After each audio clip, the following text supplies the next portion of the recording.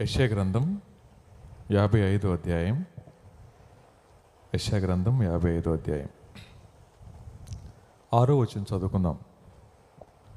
యెషయా గ్రంథం 55వ అధ్యాయం 6వ వచనం చదువుకుందాం.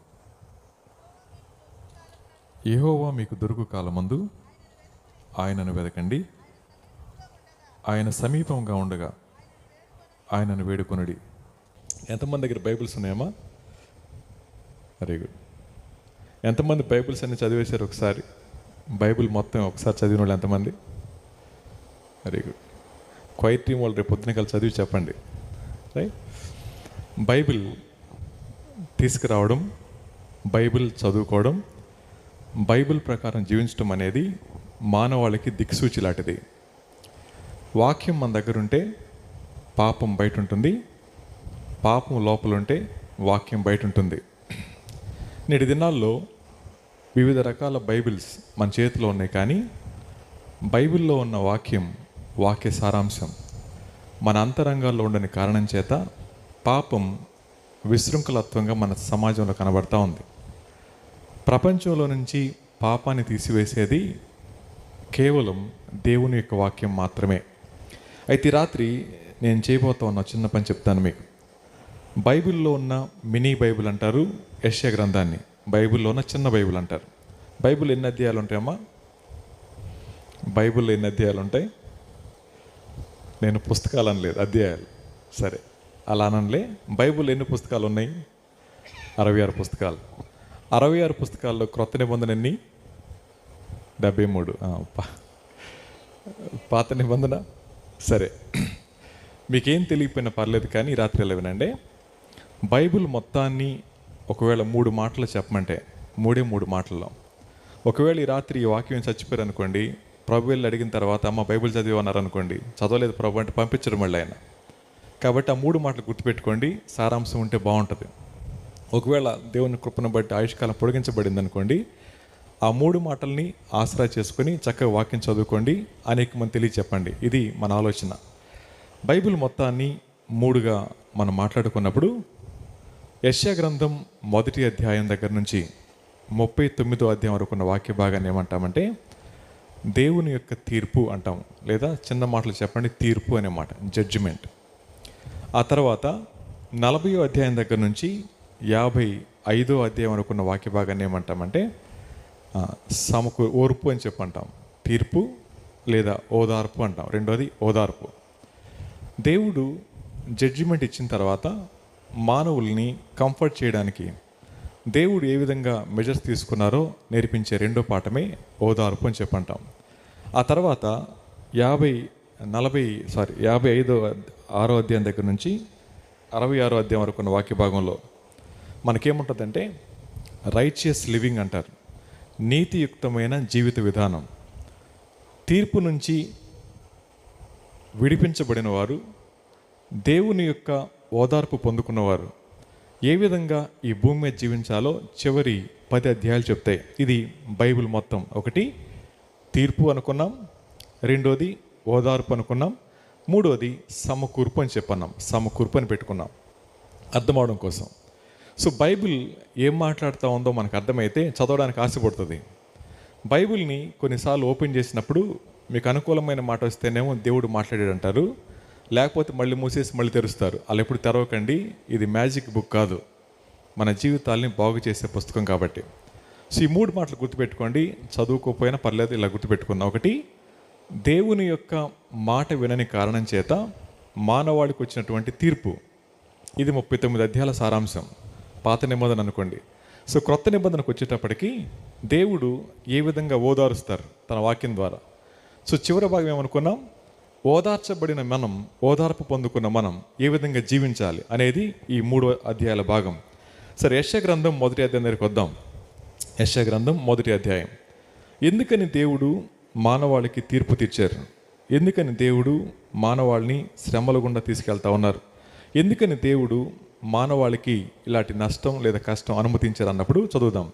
యెషయా గ్రంథం 1వ అధ్యాయం 2వ వచనం చదువుకుందాం.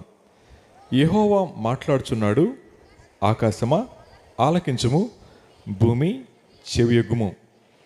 నేను పిల్లలను పెంచి గొప్పవారినిగా చేసి తిని వారు నా మీద తిరగబడి ఉన్నారు. చాలు. సో మొదటి మాట, దేవుడు ఎవరితో మాట్లాడుతూ ఉన్నాడు ఇక్కడ?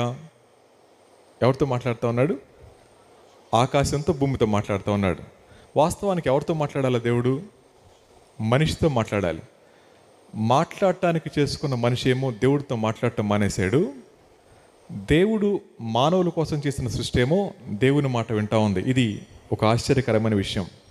ఇప్పటికి కూడా చాలామంది దేవుని మాటలు వినడానికి అంత ఆసక్తి చూపించలేరు. కారణం ఏంటండి అంటే అక్కడ రాయబడిన మాట, వాళ్ళు తిరగబడుతున్నారు అనే మాట. ఈ మాట మాట్లాడుతూ ఉన్నప్పుడు ఒకవేళ ఆకాశమే గనక మాట్లాడితే, తిరిగి భూమే గనక మాట్లాడితే ఏమని మాట్లాడి ఉండొచ్చు? చదువుకుందాం. కింద 9వ వచనం చదువుదాం.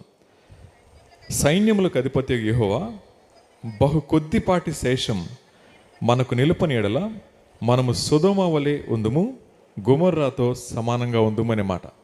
ఆకాశమా ఆలకించు అనగానే ఆకాశం ఎలా ఉండాలి? ప్రభా, ఆకాశం నుంచి అగ్నిగంధకాలు కురిపించి వాళ్ళందరిని లేపేసేయమంటావా? వద్దొద్దు, జస్ట్ నా మాట విను.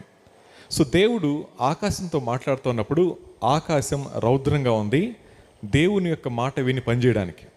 అదే సమయంలో భూమి చెవి యొగ్గు అన్నాడు. భూమి ఇలా ఉండొచ్చేమో, ఇలా అనుకుంటున్నాను నేను. ప్రభా, భూమి నుంచి జలధారాలను పైకి తీసుకొచ్చి మొత్తాన్ని ముంచేయమంటావా? నోవా కాలం లాగా? వద్దొద్దు, కాసేపు ఆగండి, నా పిల్లల్ని నేను సరి చేసుకుంటాను. ఇది దేవుని యొక్క మాట. దేవుడు ఆజ్ఞ ఇస్తే మానవుడు ఎంతటివాడు? దేవుడికి చాలు అనుకుంటే మన ఏది కాపాడగలుగుతుంది? ఇది మానవుని కల్పమైన జీవితం. నిన్న ఒక ఆయన చెప్తున్నారు, గుంటూరు పక్కన నంబూరులో ఈ నెలలో, గత మే నెలలో ఒక పల్లెలో 63 మంది చచ్చిపోయారు. ఎండ దెబ్బకి 63 మంది, టెంపరేచర్కి. 48 దాటితే ఊపిరాట్లేదు మనకి, 50 అయితే పెట్లు రావాల్సి వస్తుంది. ఆకాశానికి అనుమతిస్తే ఒక్కళ్ళు మిగలం, ఆకాశానికి అనుమతిస్తే. ఇలాంటి పరిస్థితుల్లో ప్రభు అంటా ఉన్నాడు, ఆకాశమా ఆలకించు, భూమి చెవియగ్గు, నా పిల్లల్ని పెంచి పెద్దవారిని చేశాను. వాళ్ళు ఏం చేశారు? వారు నా మీద తిరగబడి ఉన్నారన్నమాట. దేవుని వాక్యం మన చెవికి వినబడతా ఉన్నప్పుడు మనం చూపించేటటువంటి ఏకాగ్రత వాక్యం పట్ల, అది సరిగా లేకపోతే మనం చూపించేది తిరుగుబాటు మాత్రమేనమాట. అనేక మంది వాక్యం చెవిలో పడతా ఉన్నప్పటికీ ఆ వాక్యాన్ని వాక్యంగా తీసుకోకుండా వాక్యాన్ని ఏదో సరదాగా వింటా ఉన్నప్పుడు వాళ్ళు చేస్తున్న పని ఏంటో తెలుసా అండి? దేవుని యొక్క మాట మీద తిరగబడటం మాత్రమే.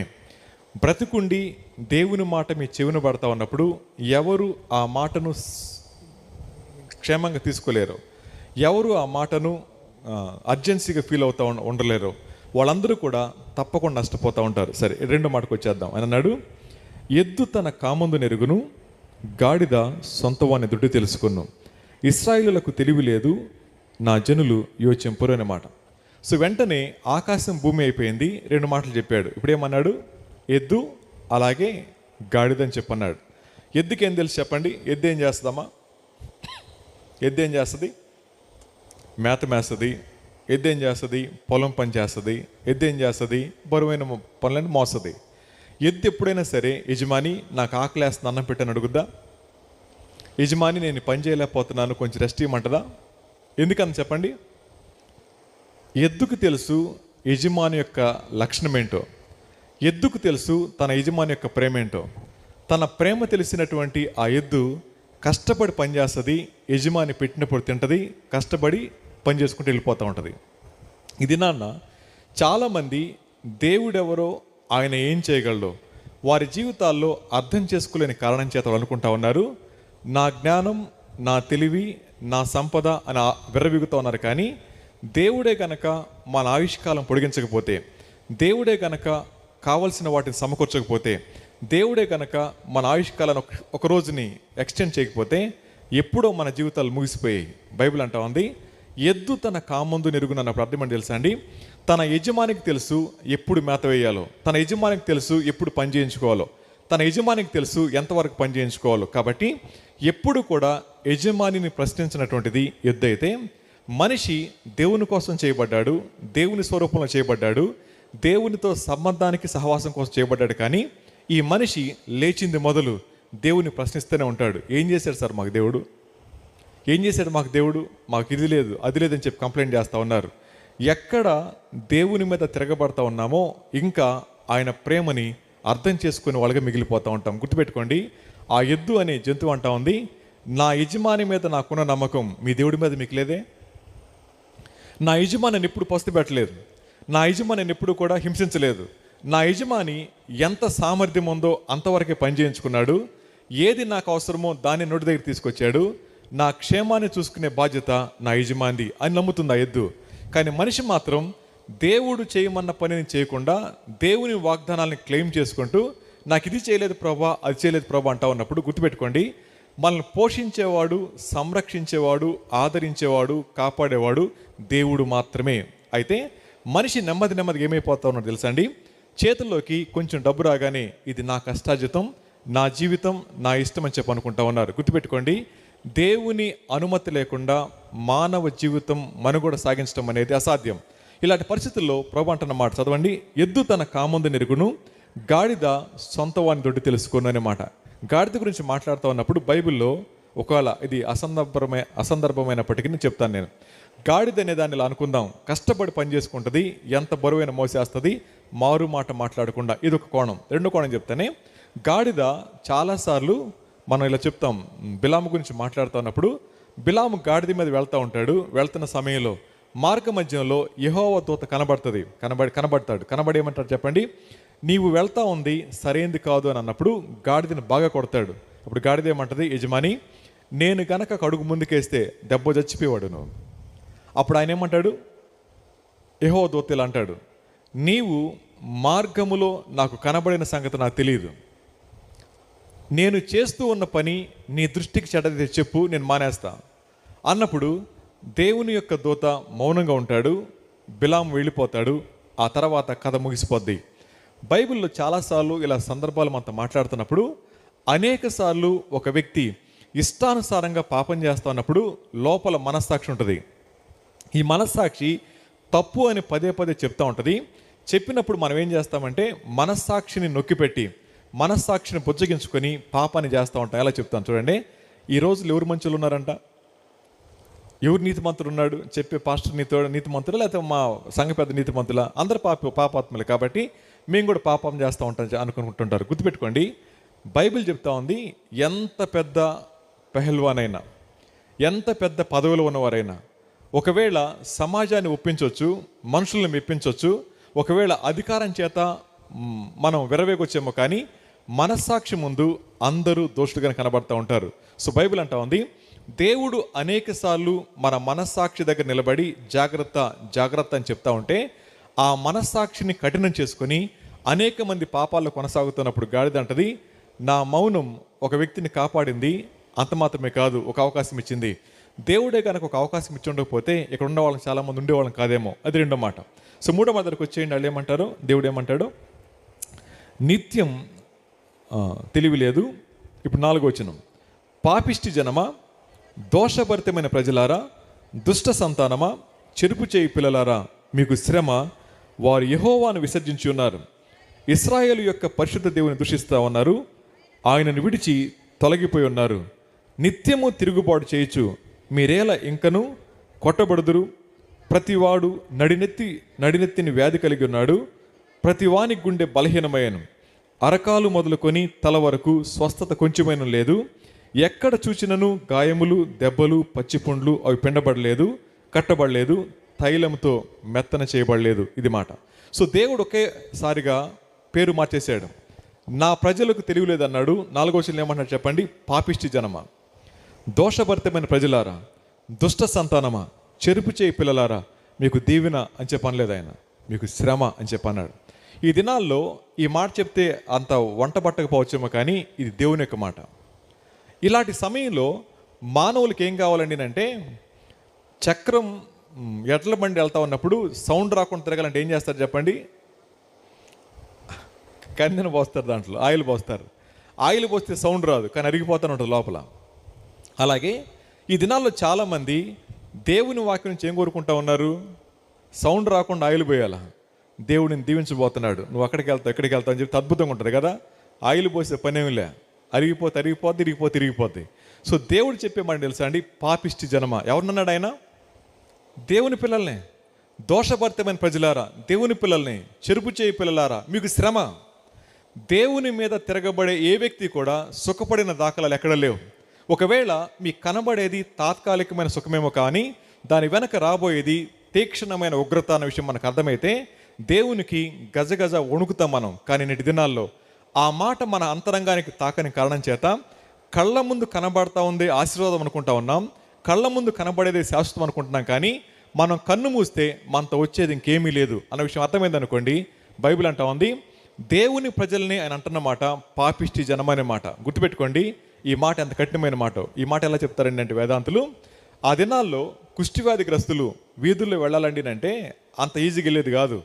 ముఖానికి గుడ్డేసుకోవాలి, చేతికి అడ్డం పెట్టుకొని నేను అపరిశుద్ధి నుంచి పరుచుకుంటూ వెళ్తూ ఉండాలి. వాడు వెళ్ళేంత వరకు కూడా ఎవరు బయటికి రారు. అలాంటి వాడిని అపరిశుద్ధుడు అని చెప్పంటాం.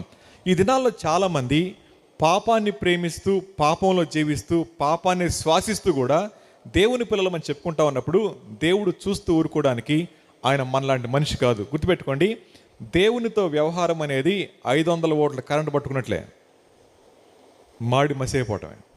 ఒకవేళ తాత్కాలికంగా ఎప్పటికిప్పుడు మీరు సుఖంగా ఉండొచ్చేమో కానీ ఈ సుఖం ఎంతో కాలం ఉండదు, జాగ్రత్త అనే మాట. గుర్తుపెట్టుకోండి, ఒక మాట చెప్తాను. ఏసీ ఫ్రీజర్లో పెట్టిన సేవ ఎంతకాలం బాగుంటుంది చెప్పండి? ఏసీ ఫ్రీజర్లో పెట్టిన సేవ ఎంతకాలం బాగుంటుంది? అర్థమవుతుందండి?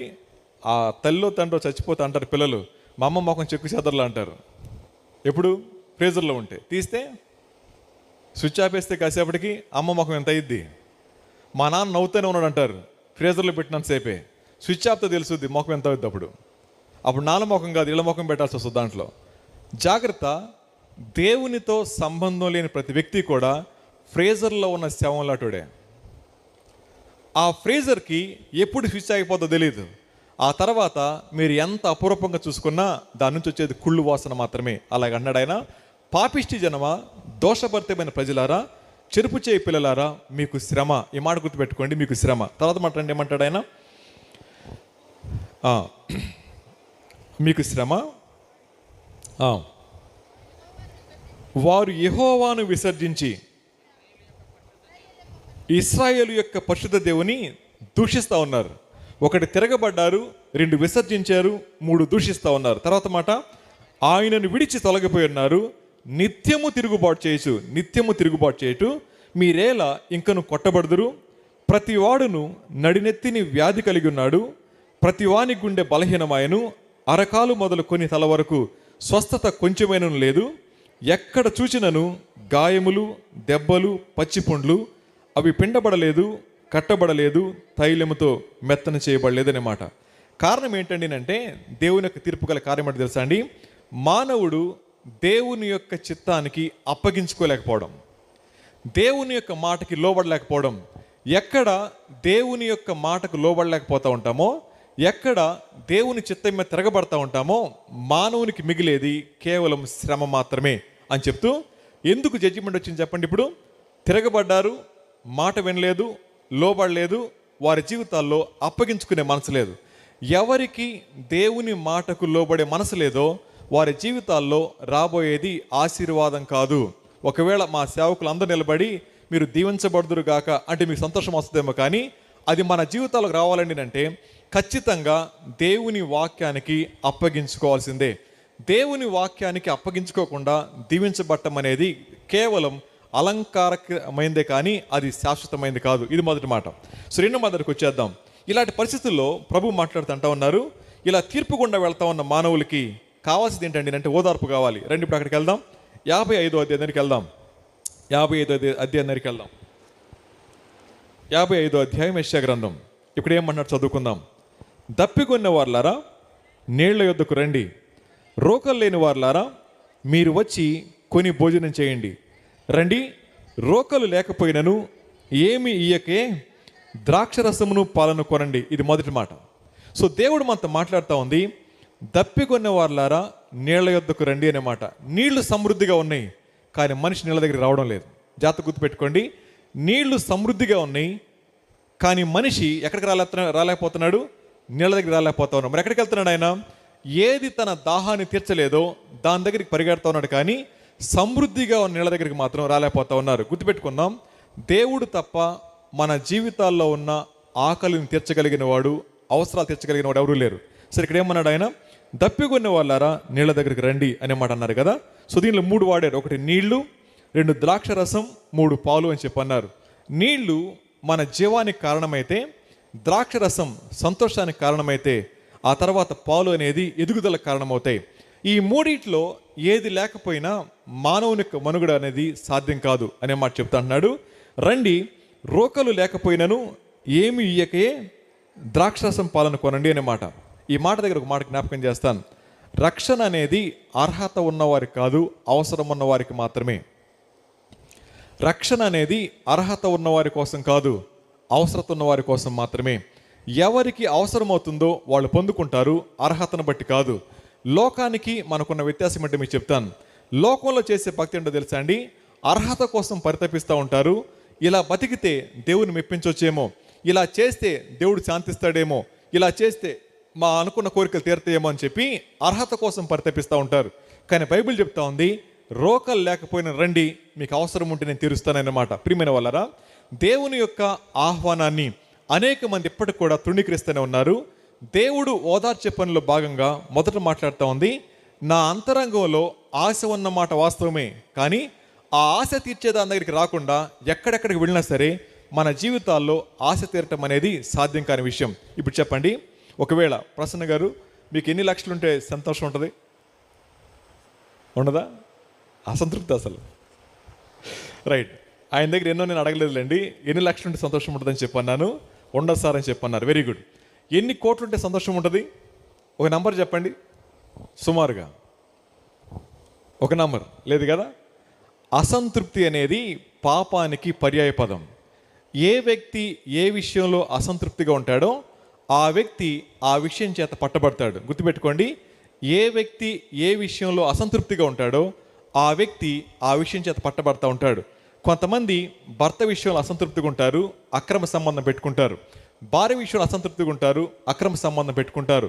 అమ్మా నాన్నల యొక్క క్రమశిక్షణ విషయంలో అసంతృప్తిగా ఉంటారు, పక్కకి వెళ్ళిపోయి పాపం చేస్తూ ఉంటారు. ఇలా చాలామంది వారి జీవితాల్లో అసంతృప్తిని వారి జీవితాల్లో అవసరంగా మలుచుకొని దాన్ని పాపంగా పరిగణించకుండా ఈ దినాల్లో బతకాలంటే ఇలా ఉండాల్సింది అనుకుంటున్నారు. కానీ బైబిల్ చెప్తుంది, దప్పికొనే వారులారా మీ తృప్తి తీర్చేది నేను మాత్రమే అనే మాట. ఈ రాత్రి ప్రభు మనతో మాట్లాడుతూ ఉంది.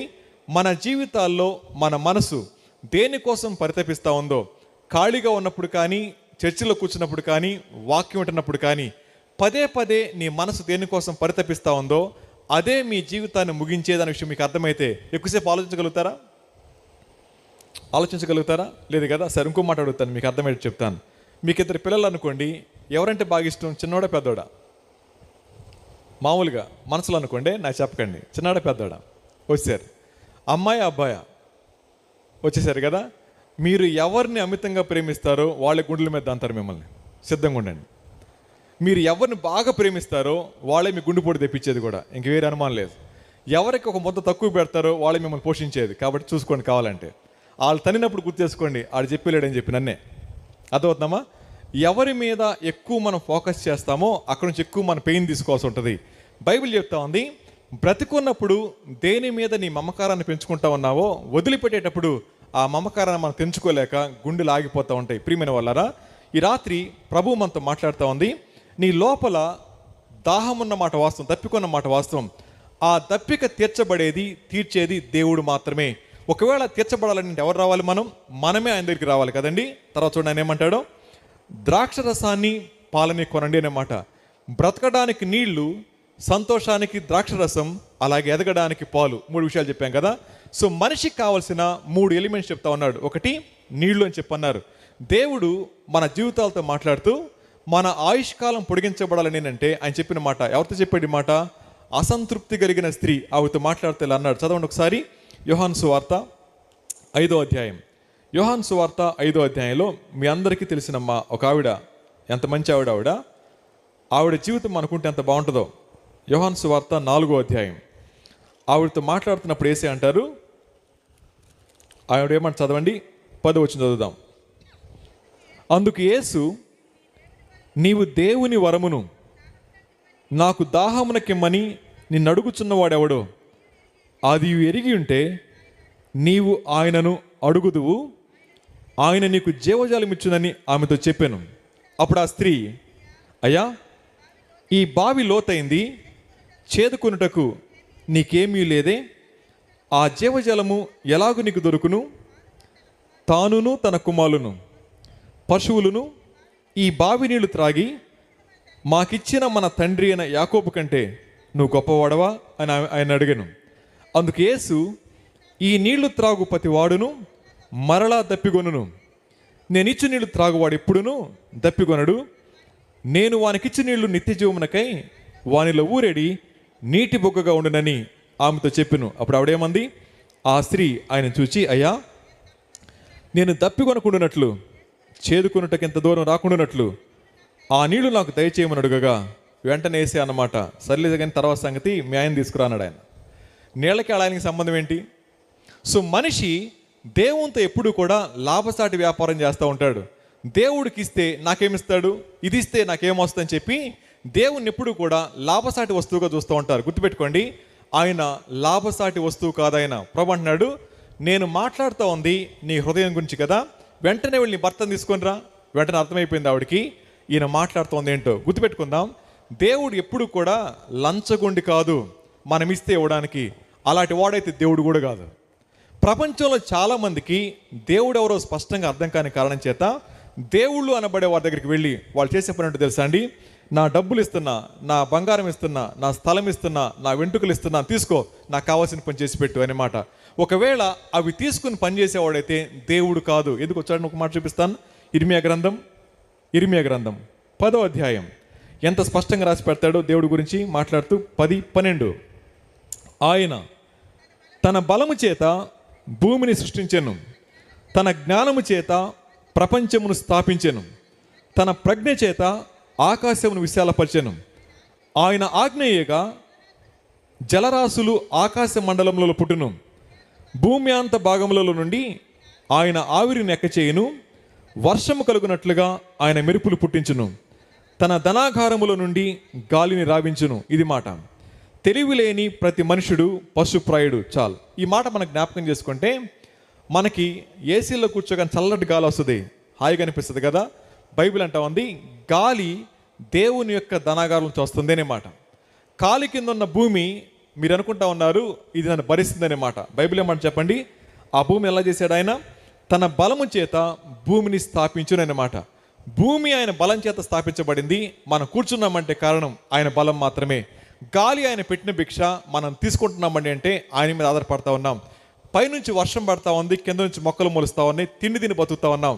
ఆయనే కనుక వీటిని ఆపేస్తే ఏం పెట్టి కొనుక్కుంటారు చెప్పండి? ఇప్పుడు ఈయన దేవుడు. ఈ దేవుణ్ణి డబ్బులతో మ్యానిపులేట్ చేయలేం. ఈ దేవుణ్ణి మనం వేసే వేషాలతో మ్యానిపులేట్ చేయలేం. దేవుడు చూసేది మానవుని యొక్క పై రూపాన్ని కాదు, దేవుడు చూసేది మానవుని యొక్క అంతరంగాన్ని. రూపం చూసి చప్పట్లు కొట్టేవాడు మనిషి అయితే, హృదయం చూసి మాట్లాడేవాడు ప్రభు. సమరస్థితి అంటా ఉన్నాడు, అమ్మా వెళ్ళి మీ ఆయన తీసుకోరా. వెంటనే ఆవిడేమని చదవండి, అంత అద్భుతంగా మాట్లాడుతుంది ఆవిడ. అప్పుడు ఆ స్త్రీ,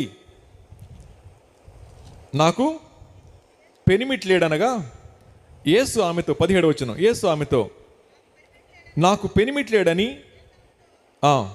కాదమ్మా 17 వచనం కదా. ఆ స్త్రీ నాకు పెనిమిట్లేడనగా యేసు ఆమెతో నాకు పెనిమిట్లేడని నీవు చెప్పిన మాట సరియే అన్నప్పుడు దేవుని యొక్క ప్రేమ ఎంత అద్భుతంగా కనపడతా ఉందో. ఆయన అన్నమాట చదవండి, అమ్మ నువ్వు సత్యం చెప్పావు. ఎక్కడ కూడా దేవుడు తోలనాడి మాట లేదు అక్కడ. నాకు పెనిమిట్లేడు, వెరీ గుడ్, బాగా చెప్పావు, సత్యం చెప్పావు. ఆమె చెప్పిన మాట సత్యమని ధృవీకరించింది ప్రభు అయిన యేసుక్రీస్తు వారు. యేసు ప్రభు వారు మాట్లాడుతున్నప్పుడు ఆయన వేషాన్ని చూసి మోసపోయాడు కాదు. ఆయన అన్నాడు, నువ్వు చెప్పింది కరెక్టే, ఇప్పుడున్నవాడు 6వ వాడు అనగానే ఆవిడ చెప్పిన మాట, నేను చేసినవి నాతో చెప్పిన వాడిని మీరు చూద్దురుగా రండి. ఇది ఆమె చెప్పిన మాట. జీవజలాన్ని కలుసుకున్న తర్వాత ఆమె అనేక మందికి జీవజలాన్ని పరిచయం చేసే స్త్రీగా మారిపోయింది. అంత మాత్రమే కాదు, సంతృప్తి లేక పరితపించిన ఆవిడ సంతృప్తిని కలుసుకున్న తర్వాత ఆ సంతృప్తిని అనేక మందికి పంచిపెట్టింది. ప్రియమైన వాళ్ళారా, ఈ రాత్రి బైబిల్ మనతో మాట్లాడుతున్నమాట, ఎవరు తమ జీవితాల్లో దేవుణ్ణి స్వీకరిస్తారో, ఎవరు తమ జీవితాల్లో దేవుని ఆహ్వానిస్తారో వారి జీవితాల్లో సంతృప్తి ఉంటుంది. సంతృప్తి మాత్రమే కాదు, వారు ఆ సంతృప్తిని లేని వారికి పరిచయం చేస్తూనే ఉంటారు. ఇప్పుడు గుర్తుపెట్టుకోండి, లోపల గ్యాస్ వచ్చిందనుకోండి పొట్టలోకి, అట్లా కూర్చోగలుగుతారు కుర్చీల్లో? అర్థమవుతాను, పాములా మిలికలు తిరుగుతారు అటు ఇటు. అంత మాత్రమే కాదు, కాసేపటి ఊరందరూ చెప్తారు గ్యాస్ నొప్పి వచ్చింది అక్కయ్య అని. కాసేపటికి 1 లీటర్ నీళ్లు తాగుతారు, బిందులో తర్వాత ట్యాబ్లెట్స్ చేసుకుంటారు. ఎంత చేసుకున్నా నొప్పి తగ్గపోతే పరిగెట్టేస్తుంటాం కదా. ఒకసారి యేసయ్య నా హృదయంలోకి వస్తే అలాంటివి జరుగుద్ది అనమాట. యేసు ప్రభువును అంతరంగంలో కలిగిన వాడు తిని పండుకోడు. యేసు ప్రభువును అంతరంగంలో కలిగిన వాడు కమ్ముగా కూర్చోలేడు. వాడు తప్పకుండా పనిచేస్తాడు. వాడు అనేక మంది పరిచయం చేస్తాడు. అది పరిచయం చేయకపోతే వాడు నెమ్మది ఉండదు కదా. గుర్తుపెట్టుకోండి, ఇవి అంటుంది, నేను చేసిన వాటిని నాకు చెప్పిన వాడిని చూపిస్తారండి. ఇప్పుడు చెప్పండి, ఈ ప్రాంతానికి సువార్త వచ్చి ఎంతకాలమైంది? బోల్డ్ కాలమైంది కదండి. ఇంతకాలంగా సువార్త వచ్చినప్పటికీ ఇక్కడ కూర్చున్న వాళ్ళు మనం చాలామంది ఇప్పటికీ మన జీవితాల్లో అసంతృప్తి అనే పాపం కనబడుతూనే ఉంది. సో పాపానికి మనం పెట్టుకున్న పేరు ఏంటంటే అసంతృప్తి అనే మాట. అసంతృప్తి చేత పట్టబడిన వ్యక్తి దేవుని ప్రేమను కలుసుకోవటం సాధ్యం కాదు అనే మాట. సరే, వచ్చిన మాట చెప్తానే. నా ముందు కూర్చున్న మీరు సగం మంది పైగా డ్రెస్లో ఉన్నారు కాబట్టి నేను క్వైట్ టీం అనుకుంటున్నాను. అనుకోవచ్చామా? లేదా మీటింగ్స్ అని వచ్చారు అలాగా?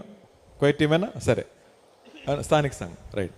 స్థానిక సంఘం అంత డ్రెస్ కూడా ఉందండి, వెరీ గుడ్. సరే, సో క్వైట్ టీం అనుకుంటాం. క్వైట్ టీం అందరూ ప్రశ్న అడుగుతాను. ఈ రాత్రి ప్రభు రాకడ వస్తే ఎంతమంది పరలోకానికి వెళ్తారు? మీలో చేతులు ఎత్తండి ధైర్యం ఉంటే. సరే, వాళ్ళ మౌనం అంగీకారంగా తీసుకుంటాను. మిగతా వాళ్ళని అడుగుతాను, చెప్పండి ఎంతమంది వెళ్తాయి రాత్రి ప్రభు రాకడ వస్తే? Very good. సేవకులు చేయత్తకి ఇంకోరు ఎత్తారు, వాళ్ళు కూడా ఎత్తపోతే ఇంక భయం కదా అది. Very good. ఇప్పుడు నా ప్రశ్న, ఎంతో కాలంగా చర్చికి వెళ్తున్నాం, వాక్యం వింటున్నాం, పాటలు పాడుతున్నాం, కానుకలు ఇస్తున్నాం, కానీ ఇవేవి కూడా పరలోకానికి అర్హత కాదు. నా జీవితంలో స్థానం ఇవ్వకుండా నేనేమిచ్చినా సరే దేవుడు అంగీకరించడు. ఆ విషయం మనకు అర్థమైతే మొదట మారాల్సింది హృదయం మారాలా. ఆవిడంటా ఉంది, ఈ నీళ్లు తీసుకో, నీ దగ్గర బకెట్ లేదుగా అంది, చివరికి ఏమని చెప్పండి? అవునయ్యా, నా లోపల నెమ్మది లేని మాట వాస్తవం, సంతృప్తి లేని మాట వాస్తవం అని చెప్పి అనుకుంటా ఆవిడంది. ఊరోళ్ళకి వెళ్ళి చెప్పింది, నా బతుకు మీకు తెలుసుగా, నా బతికేంటే మీకు తెలుసు, కానీ ఆయనకి తెలిసింది ఎలా తెలిసిందో. ఆయన ఎవరో తెలుసా అండి? అద్భుతంగా చెప్పు, చదవండి. అట్లా ఆ మాటలు చదివితే ఎంత ఆనందంగా ఉంటుందో. యోహాను సువార్త 4వ అధ్యాయంలోని ఆవిడేమాట చదువుదాం, 25వ వచనం చదువుకుందాం. ఆ స్త్రీ ఆయనతో, క్రీస్తు అనబడిన మెస్సయ్య వచ్చునని నేను ఎరుగుదును, ఆయన వచ్చినప్పుడు మాకు సమస్తమును తెలియజేయునని చెప్పగా, యేసు, నీతో మాట్లాడుచున్న నేనే ఆయనని ఆమెతో చెప్పగా. ఎంత అద్భుతమండి ఇది! దేవుడు ఎంత కృప కలిగిన వాడు. ఆయన ఎవరో రివీల్ చేసుకుంది అతి పరిశుద్ధులు కాదు. ఆయన ఎవరో రివీల్ చేసుకుంది, ప్రత్యక్షపరచుకుంది యాజకులు కాదు. ఆయన ఎవరో రివీల్ చేసుకుంది పాపం చేత పట్టబడి అసంతృప్తితో జీవిస్తా ఉన్న ఒక స్త్రీని కలుసుకున్నప్పుడు అంటున్నాడు, ఆ మెస్సయ్యను నేనే అనే మాట కదండి. ఆయన ఎవరో కాదు, ఆయన విమోచకుడు. యేసుక్రీస్తు ప్రభువారు ఈ లోకానికి వచ్చింది మానవుని యొక్క అంతరంగ దప్పిక తీర్చడం మాత్రమే కాదు, వారి పాప బంధకాల నుంచి విమోచించడానికి కూడా ఈ లోకానికి వచ్చారు. అనేక మందికి ఆ సత్యం వినబడతా ఉంటే అనుకుంటున్నారు, ఈ క్రైస్తవులకి పని పాటలేదు, ఇప్పుడు ఇలా అరుస్తూ ఉంటారని చెప్పి. కాదండి, ఈ రాత్రి మనం వింటున్నటువంటి మాట ఏంటో తెలుసా? నా అత్యవసర పరిస్థితి. అమ్మ పడకుండా పట్టుకోండి, మీ పక్కన ఉన్న ఆవిడ. ఆమెకున్న అత్యవసర పరిస్థితి తెలుసా అండి? బిందెతో నీళ్లు కాదు, ఆమె కావాల్సి ఏంటో తెలుసా? ఆమె హృదయంలో దేనికోసం పరితపిస్తా ఉందో ఎరిగిన ప్రభు చెప్పిన మాట, ఆ మెస్సయ్యను నేనే అని చెప్పనగానే ఒక్క మాట మాట్లాడలేదు ఆవిడ, పరిగెట్టుకుంటూ వెళ్ళిపోయింది. ఓ మాట చెప్తాను, గుర్తుపెట్టుకోండి. 25 సంవత్సరాలు అయింది నా కూతురు తప్పిపోయి అనుకోండి కాసేపు. 25 సంవత్సరాలు కనబడిన తర్వాత వాళ్ళు అన్నారు, ఈ మీ కూతురేమో చూడండి అని చెప్పి పోలీసు వాళ్ళు. చేతి మీద ఒక పుట్టుమచ్చ, వీపు మీద ఒక పుట్టుమచ్చ చూశాను, 3వ పుట్టుమచ్చ అరికాలు వద్దనుకోండి చూశాను, 3 ప్యాచ్ అయ్యాను అనుకోండి. ఎలా ఉంటుంది చెప్పండి, నాకు ఎలా ఉంటుంది చెప్పండి? కలుసుకుంటే 25 సంవత్సరాలు అయింది, ఒక్కసారి కలుసుకోగానే గుండె పగిలిపోద్ది, ఎక్కడ ఉంది నా కూతురు ఇప్పటిదాకాని. కానీ అనాది కాలంగా చూస్తూ ఉన్నారు విమోచకుడు ఎవరు అనే మాట.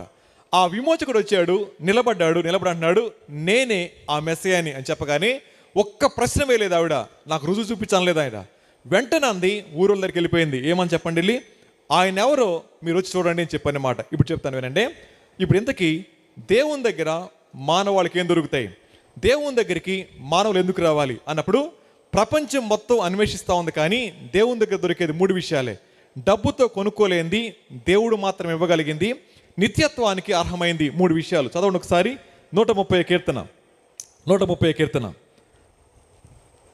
మొదటి వచనం చదువుకుందాం. యెహోవా అగాధ స్థలంలో నుండి నేను నీకు మొరపెడతా ఉన్నాను. ప్రభువా, నా ప్రార్థన ఆలకించుము. నీ చెవియొగ్గి నా ఆర్తధ్వని వినుము. యెహోవా, నీవు దోషములను కనిపెట్టి చూచిన యెడల ప్రభువా ఎవడు నిలవగలడు? అయినను జనులు నీ యందు భయభక్తులు నిలిపినట్లు నీ యొద్ద క్షమాపణ దొరుకును. చాలు. ఈ మాట దగ్గరికి వచ్చేటప్పటికి ఆమె దోషాన్ని కనిపెట్టి చూస్తే నిలబడగలిగింది ఆవిడ. నీ భర్తను తీసుకురా అన్నాడు ఆయన. ఆవిడ అంది, నాకు లేడండి అంది. సత్యమే చెప్పావు, ఉన్నోడు నీ ఓడు కాదన్నాడు ఆయన. అనిన తర్వాత ఆయన అన్నమాట, దోషాన్ని బట్టి చూస్తే ఎవరు నిలబడలేం. కానీ బైబిల్ అంటా ఉంది, దేవుని యొద్ద మానవాడికి దొరికేది క్షమాపణ అన్నమాట. క్షమాపణ డబ్బులతో కొనుక్కోలేంది, క్షమాపణ ఎవరు ఇవ్వలేంది. ఆ క్షమాపణ దేవుడు మాత్రం ఇవ్వగలిగింది. ఓ చిన్న పని చేస్తానే, ఇక్కడ మీ పాస్టర్ గారు ఉన్నారు, ఓ దెబ్బ కొడతానే అనుకోబాకండి.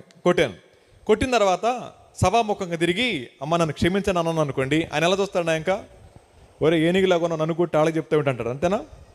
క్షమాపణ అనే మాట దగ్గర రెండు పదాలు ఉంటాయి, గుర్తుపెట్టుకోండి. ఒకటి బాధపడిన వాళ్ళు, రెండు బాధ పెట్టినవాడు. క్షమాపణ అనేది చెంపలేసుకుంటూ వచ్చేది కాదు, సిలివేసుకుంటూ వచ్చేది కాదు, మోకాళ్ళు వేస్తే వచ్చేది కాదు, దొరికితే వచ్చేది కాదు. క్షమాపణ అనేది ఎక్కడెక్కడ బాధ పెట్టామో, ఎలా బాధ పెట్టామో అర్థం చేసుకొని ఆ బాధపడిన వ్యక్తితో సమాధాన పట్టానే క్షమాపణ అని చెప్పంటాం. బైబిల్ అంటా ఉంది, దేవుని యొద్ద మానవాళికి క్షమాపణ దొరుకుతుంది అన్నమాట. వీళ్ళు చెప్తానే, ఆయన నన్ను కొట్టాను, నేను కొట్టిన తర్వాత గాయపడింది ఆయన. సరే అన్న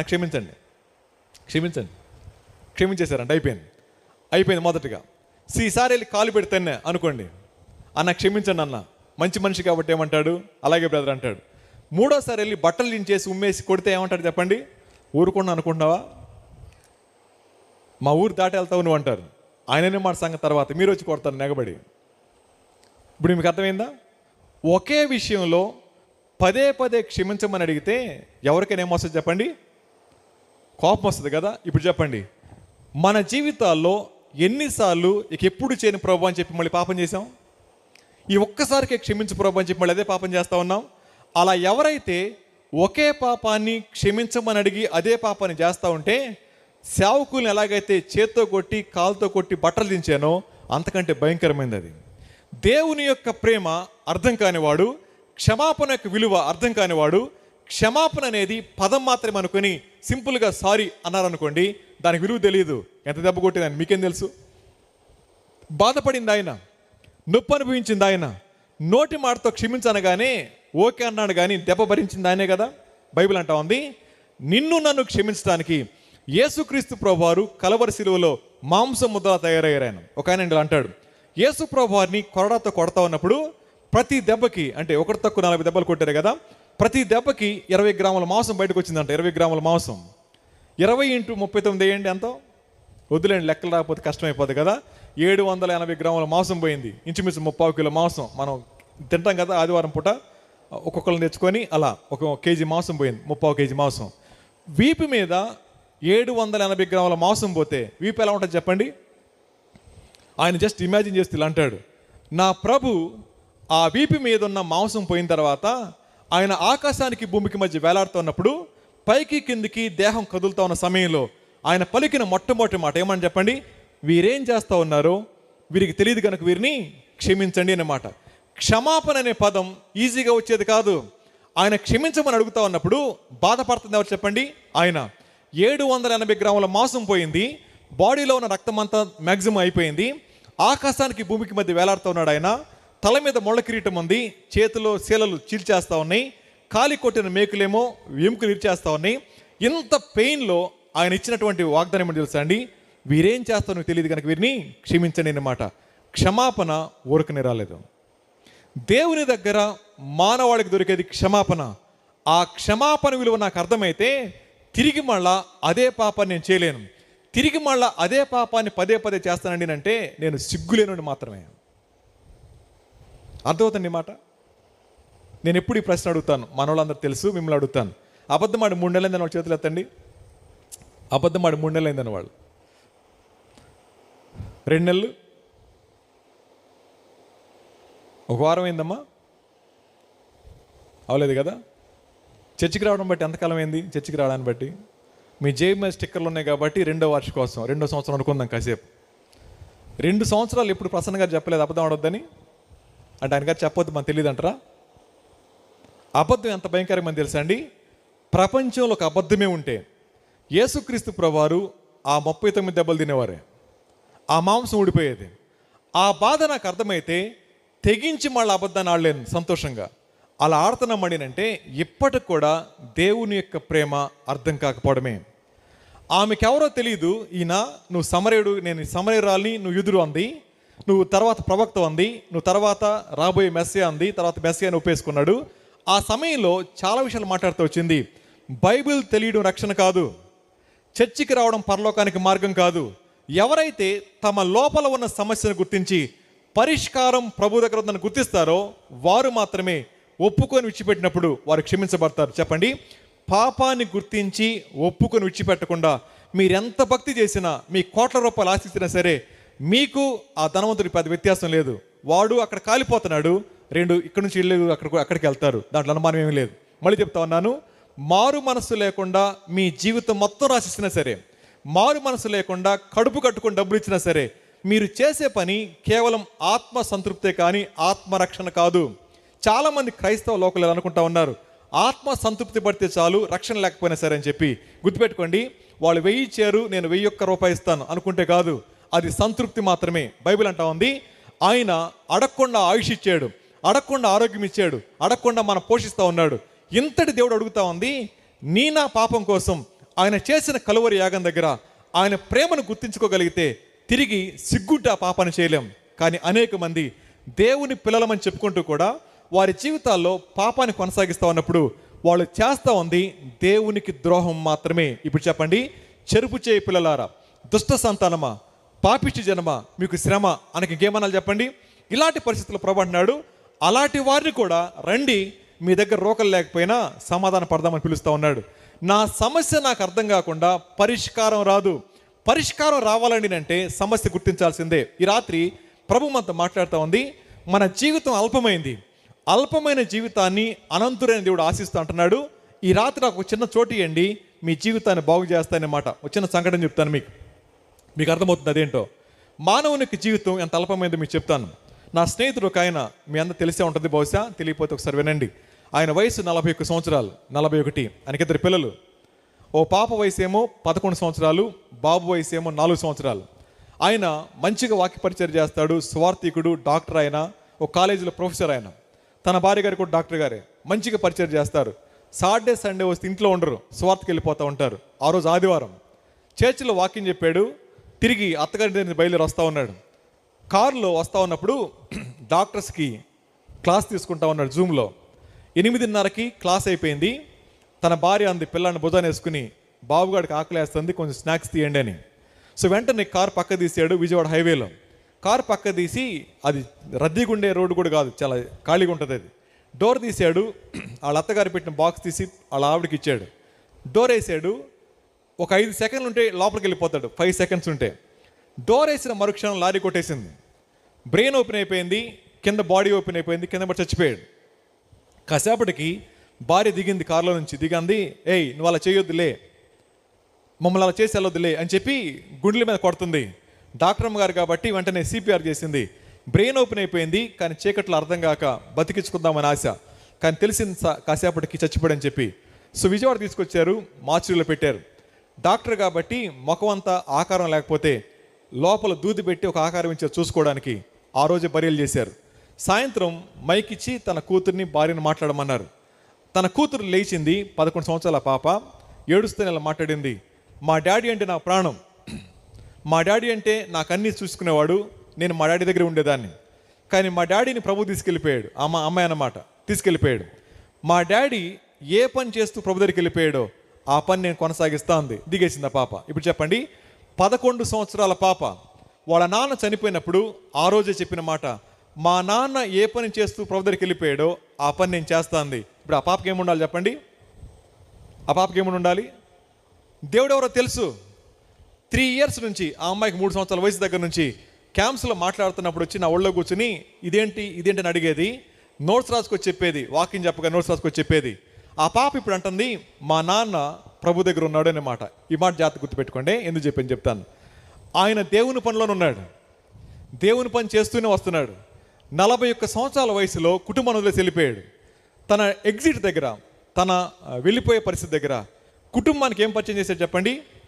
ఆస్తులు ఇవ్వలా, అంతస్తులు ఇవ్వలా, బంగారం ఇవ్వలేదు, వస్తువులు ఇవ్వలేదు, కానీ ప్రభువుని పరిచయం చేశాడు.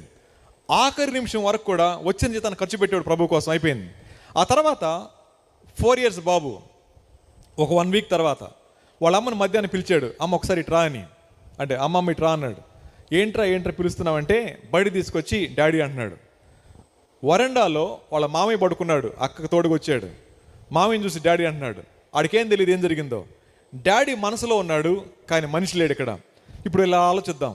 ప్రభు దగ్గరికి వెళ్ళిన తమ్ముడు ఇలా అడిగితే ఎలా చూద్దాం. ప్రభా, నా చిన్న కొడుకున్నాడు, వాడికి 4 years, వాడిని కాలేజీలో జాయిన్ చేసి వస్తాను ప్రభా అని పంపిస్తాడు దేవుడు? ప్రభా, నా కూతురు 11 years ప్రభా, కొంచెం అది పెద్దదవగానే వచ్చేస్తాను ప్రభా, కుదురుద్దా? ప్రభా, నా భార్య మేనేజ్ చేసుకోలేదు ప్రభా, చిన్నపిల్లలు, కొంచెం దానికి సహాయం చేసి వస్తానంటే. ఒకసారి ఈ భూమి మీద మన యాత్ర ముగిసిన తర్వాత క్షమించబడకుండా ఈ లోకయాత్ర ముగిస్తే మనం కలిగి జీవించేది నరకం మాత్రమే. గుర్తుపెట్టుకోండి. తన పరిచయం అయిపోయింది. ఇప్పుడు నా ప్రశ్న ఏంటంటే, ఈ చిన్న పాపకి ప్రభు పరిచయం కాకపోతే ఏమైపోయేదో? ఆ బొడ్డోడిని కూర్చోబెట్టుకొని కుటుంబ ప్రార్థన చేసుకుంటూ ఉండేవాడు. ఆ బాబు ఇంత గిటార్ కొనిచ్చాడు ఆడికి. ఆ అబ్బాయి గిటార్ కొడతాడు, పాటలు పాడతాడు. వాళ్ళ నాన్న పాడుతూ ఉంటే గిటార్ వేసుకొని ఈడు కూడా గిటార్ తీసుకుని కొడతా ఉండేవాడు. పెదాలు ఇలా హమ్ చేస్తూ ఉంటాడు. వాడికి తెలియదు, అది వీడియో తీసారు, అది యూట్యూబ్లో ఉంటుంది. అది యూట్యూబ్లో ఉన్న తర్వాత వాడు పెద్దడు అవుతాడు. ఒరే, నువ్వు ఇలా ప్రార్థన చేసి ఇవ్వడం చూపిస్తుంది వాళ్ళమ్మ. అలా చూసినప్పుడు గిటార్ ఎందుకు కొట్టాడో తెలుసుద్ది వాడికి. వాళ్ళ నాన్న ఏం పాట పాడాడో వినపడుతుంది. వాడు అప్పుడు అనుకుంటాడు, మా నాన్న మా దేవుని సేవించాడు, నేను కూడా సేవిస్తా అంటాడు. ఇప్పుడు చెప్పండి, పిల్లలకి మీరు ఆస్తి ఇచ్చారు, పిల్లలకి డబ్బులు ఇచ్చారు, పిల్లలకి బంగారం ఇచ్చారు, ప్రభునిచ్చారా? ప్రభుని పోతే మీరు దరిద్రులే. ఆ బతుకు బతకడం కంటే మారు మనసు పొందడం మేలు. ప్రభు మనతో మాట్లాడుతూ ఉంది, ఇన్ని అవకాశాలు ఇస్తూ ఉంది, ఇంతగా మీతో మాట్లాడుతూ ఉంది, ఇన్ని ఓపెనింగ్స్ మీకు ఇస్తూ ఉంది, నాకు ఇస్తూ ఉంది. ఎందుకు తెలుసా అండి? దేవుని యొక్క క్షమాపణ పొందుకోకుండా ఈ లోకంలో ఏమి సంపాదించుకున్నా వ్యర్థం మాత్రమే. సో బైబిల్ అంటా ఉంది, దేవుడు మనం ఆయన ఏంది బైబిల్ తెలిపినట్లు దేవుని యొద్ద క్షమాపణ దొరుకుద్ది. క్షమాపణ, ఒక వ్యక్తి బాధపడ్డాడు, ఒక వ్యక్తి బాధ పెట్టాడు. బాధపడ్డ వ్యక్తి బాధ పెట్టిన వ్యక్తిని క్షమించడం అంటే చిన్న విషయం కాదు. మనం చేసే పనుల ద్వారా దేవుణ్ణి అవమానపరుస్తూ ఉన్నాం. మనం పెట్టుకున్న సంబంధాల ద్వారా దేవుని బాహాటంగా అమ్మేస్తూ ఉన్నాం. అయినప్పటికీ తిండి కొదువు లేదు, ఉండటానికి కొదువు లేదు, తినడానికి కొదువు లేదు, అన్ని మంచిగానే ఉన్నాయి. ప్రభు అంటున్నాడు, ఇన్ని మీకు ఇస్తా ఉంది, మీరు మంచాలని కాదు, కేవలం నా ప్రేమ మీరు అర్థం చేసుకోమని. దేవుని యొక్క ప్రేమ మన వరకు వస్తుంది, మన చెవి దాకా వస్తుంది. మన హృదయంలోకి పోకపోతే అది మన క్షేమకరమైనది కాదు. రెండో సంగతి కూడా మీకు చెప్తాను, అర్థమవుతుంది కాబట్టి. ఈ పక్కనే ఒక తల్లి వాకింగ్ చెప్పిన తర్వాత ఇంట్లో కూర్చుని ఉన్నాను. వచ్చి అన్నా అంది. చెప్పమ్మా అన్నాను. నాకు 2 పిల్లలు అన్న అంది. ఒక పిల్లాడి వయసు 23, ఒక పిల్లాడి వయసు 18. నా కుటుంబాన్ని కష్టంతో పెంచుకుంటా ఉన్నాను. నా భర్త పని చేయడు, వాడు తాగుతూ ఉంటాడు. నేను రెగ్యులర్ చర్చికి వెళ్తాను, ప్రార్థన చేసుకుంటా ఉన్నాను. ఒకరోజు నా పిల్లాడు చేతికి వచ్చాడు, 23 సంవత్సరాల ఆడికి. వాడు అన్నాడు, అమ్మ నేను యేసుప్రభు నమ్ముకుంటా అన్నాడు. చాలా మంచిది నాయన అన్నాను. సేవకుల దగ్గర తీసుకెళ్ళాను, మాట్లాడారు. పలానా రోజున బ్యాప్టిజం అన్నారు, సిద్ధపడతా ఉన్నాడు. ఈ లోపల వాడి స్నేహితులు వచ్చారు. స్నేహితులు వచ్చి, ఒరే అప్పుడే దేవుడు నమ్ముకుని పెద్ద భక్తుడు అయిపోదాం అనుకున్నావా? మా తెలియదు దేవుడు అంటే ఏంటో, రావై సరదాగా వెళ్దామని చెప్పి తీసుకెళ్లారు. అలా నెమ్మదిగా మందు అలవాటు చేశారు. వాడు తాగడం మొదలుపెట్టాడు. 1 month తర్వాత కత్తి తీసుకొని వచ్చాడు వాళ్ళ అమ్మ దగ్గరికి. వచ్చి అన్నాడు, పేక మీద పెట్టుకున్నాడు, ఆడ పేక మీదే, 1,00,000 ఇస్తావా పేక కోసుకోమంటావా అని. వాళ్ళమ్మ గబగబా వెళ్ళి పక్కింట్లో తీసుకొచ్చింది 1,00,000 రూపాయలు. 1,00,000 రూపాయలు 1 weekలో ఖర్చు పెట్టాడు. 1 week or 1 day ఖర్చు పెట్టాడు. అయిన తర్వాత ఇంకో 1 month గడిచింది. ఆ 1 monthలో ట్రిపుల్ రైడింగ్ వెళ్తున్నారు, బైక్ మీద ట్రిపుల్ రైడింగ్. బండి స్కిడ్ అయింది, రక్తం చుక్క రాలేదు, కింద పడ్డాడు అబ్బాయి. బొలినేని హాస్పిటల్లో పెట్టారు. 4 వారాలు ఉంచారు, 4 రోజులు ఉంచారు. 4 lakhs తీసుకున్నారు, 4 లక్షలు. అబ్బాయి డెడ్ బాడీ ఇచ్చారు. తీసుకొచ్చి పాతి పెట్టేసుకుంది. ఆమె ఊరు ఖాళీ చేసి టౌన్కి వచ్చింది. ఆవిడకి కూలి పని తప్ప ఇంకేమీ రాదు. కాబట్టి డైలీ ఫ్రీ బస్సులో వాళ్ళ ఇంటికి వెళ్ళి కూలి పని చేసుకుని వెళ్ళిపోతూ ఉంటుంది. ఆవిడ అంటది, అయ్యా నా చేతికి వచ్చిన కొడుకు కళ్ళ ముందు చచ్చిపోయాడు. ఆ బస్సులో అలా వెళ్తూ ఉంటే నా ఇల్లు చూడగానే ఆడు గుర్తొస్తున్నాడు, తట్టుకోలేకపోతున్నాను. ఆడి జ్ఞాపకాలు ఇంకా పోలేదయ్యా అంది. ఎంతకాలం మంది అమ్మ చచ్చిపోయాను, 6 నెలలు అయిందయ్యా అంది. ఇప్పుడు ఏంటి నీ సమస్య ఏంటమ్మా అన్నాను. నా 2వ కొడుకు అయ్యా, వాడి 18 సంవత్సరాలు, వాడు కూడా అదే పరిస్థితిలో ఉన్నాడు. ఏమైపోద్దో నాకు అర్థం కావట్లేదు, తల్లిగా ఎవరు చెప్పుకోవాలో తెలియట్లేదు అన్నప్పుడు అప్పుడు అన్నాను, అమ్మా మీలో లేని దేవుడిని వాళ్ళు తీసుకోరు. కుటుంబ యజమాని తండ్రి నాయకత్వం కనుక లేకపోతే, ఆత్మీయ నాయకత్వం లేకపోతే ఆ కుటుంబంలో పిల్లలు మాట వినరు. చాలా కుటుంబాల్లో తండ్రి తాగుబోతైనా తిరుగుబోతైనా ఆ నాయకత్వంలో ఉన్న వాళ్ళు అలాగే జీవిస్తూ ఉంటారు. ఆ తల్లితో చెప్పానమ్మా, మొట్టమొదట మీ భర్త గారికి చెప్పండి, మారు మనసు పొందమని చెప్పండి, ఆయన కోసం ప్రార్థన చేసుకోండి అన్నప్పుడు, అయ్యా నా మాట ఏండి అయ్యా. ఈ మాట చెప్పినప్పుడు ఇలా అనిపించింది, మరణం ఎవరికి చుట్టం కాదు, ఎవరికి శత్రువు కాదు, ఎప్పుడు ఎవరిని ఎలా కలుసుకుంటుందో తెలియదు. అది కలుసుకున్న రోజున క్షమాపణ పొందకుండా ఇక్కడ యాత్ర ముగిస్తే వారికి మిగిలేది దుఃఖం మాత్రమే. అందుకే బైబిల్ అంటా ఉన్నాడు, తీర్పు నుంచి మానవుడు తప్పించబడాలని అంటే మానవునికి ఉన్న ఒక ఓదార్పు ఏంటో తెలుసా అండి, ఆయన యొద్ద క్షమాపణ దొరుకుతుంది అనే మాట. ప్రపంచంలో ఒకవేళ అనుకుందాం, సకినేటిపల్లిలో పెట్రోల్ లేదనుకోండి, ఎక్కడో రామేశ్వరంలో చిన్న బంకులో ఉందనుకోండి, ఓదార్పు ఏంటి చెప్పండి, పోనీలేం 5 లీటర్ లేకపోయినా 6 లీటర్ దొరికింది, ఓదార్పు అది. సో బైబిల్ అంటా ఉంది, అయింది అది అయిపోయింది. ఇప్పటిదాకా 10 అయిపోయినాయి, 20 అయిపోయినాయి, 40 అయిపోయినాయి, 50 అయిపోయినాయి వయసు. కానీ ఈ రాత్రి ప్రభు అంటా ఉన్నాడు, అయింది అది అయిపోయింది.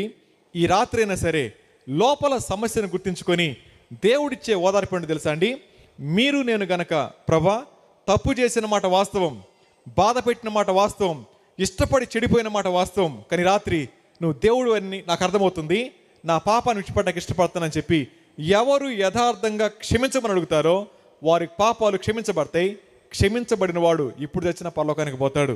క్షమించబడకుండా 100 సంవత్సరాలు బతికే కంటే క్షమించబడి ఆయన ఎప్పుడు పిలిచి వెళ్ళిపోవటం మేలుకరమైంది. ప్రియమైన వాళ్ళారా, ఈ రాత్రి మాట చెప్తాను, దేవుని యొక్క క్షమాపణ చీప్ కాదు. దేవుని యొక్క క్షమాపణ చీప్ కాదు. ఆయన క్షమాపణ అపహాస్యం చేసిన వాడు ఎప్పటికీ తప్పించుకోలేడు. ఒక మాట చూపిస్తాను చూడండి, ఫిలిప్పీలకు రాసిన పత్రిక 2వ అధ్యాయం 9-10 వచనాలు చదువుకుందాం. ఫిలిప్పీ పత్రిక 2వ అధ్యాయం 9-10 వచనాలు. అందుచేత పరలోకమందున్న వారిలో కానీ, భూమి మీద ఉన్న వారిలో కానీ, భూమి కింద ఉన్న వారిలో కానీ ప్రతివాని మోకాలు యేసు నామమున వంగునట్లు, ప్రతివాని నాలుకయు యేసుక్రీస్తు ప్రభువును ఒప్పుకున్నట్లు దేవుడు ఆయనను అధికముగా హెచ్చించెను. చాలు. సో దీనిలో 3 స్థలాల పేర్లు చెప్పారు. ఏమిటమ్మా స్థలాలు? ఎక్కడెక్కడ ఉన్నాయి ఆ స్థలాలు? అమ్మ చూడండి, పర్లేదు, గంట అయిపోయింది, నిద్ర వస్తుందా? మరి చెప్పండి, ఎక్కడెక్కడ ఉన్నాయి, ఎన్ని స్థలాలు ఉన్నాయి అక్కడ?